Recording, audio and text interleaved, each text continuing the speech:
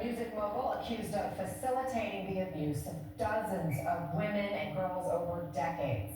The first day jury selection revealing new details about the high-stakes case to come, with potential jurors showing a list of more than 100 places and people that may come up over the next 8 weeks.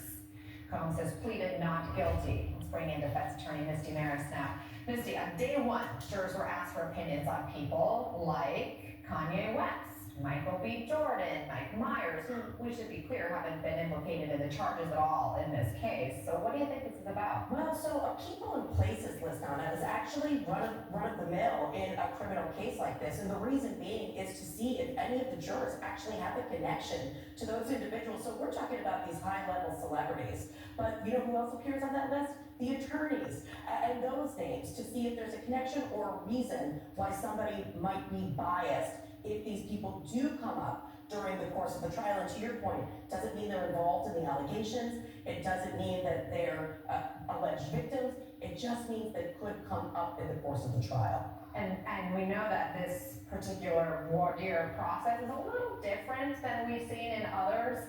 And part of it is because of juror privacy involved, the high stakes, the high profile nature of the defendant here.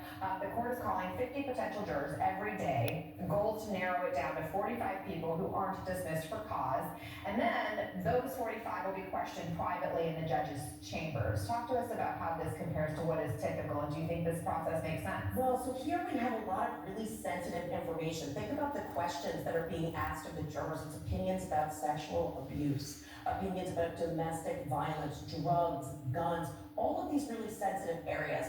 And the jurors are going to be asked about that in order to see if they can come into the courtroom, put aside any preconceived notions, not just about what they may know about the case itself, but have they had experiences or people in their family have those experiences. So that's super sensitive.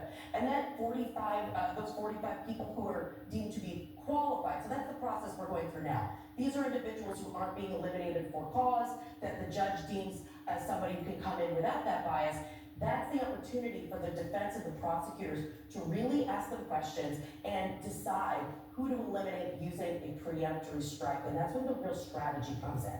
Because those strikes are used to eliminate jurors where you don't have to explain the why, and it's really assessing who you might think be more sympathetic to your case. So I want to dig deeper on that, specifically in a case like this. Who do you think that prosecutors are looking for? Who do you think defense attorneys are looking for to try to select as they're picking this jury? So, you know, it's funny because we say jury selection, but really for a trial attorney, it's jury deselection. Exactly. You're looking for leaders and followers, and you want your leaders to be someone that to the best of your ability, you can predict will have some sympathetic nature to your case, whatever that might be. And you use all of these jury questionnaires and social media searches in order to get there. For prosecutors, they're going to want to eliminate anybody who might be a super fan, who might have idolized Diddy at some point. They're going to want to eliminate individuals that they think may actually question the motives of the victims. And they're using all of these tools to do that. Now, for the defense, they're going to want individuals who are open-minded.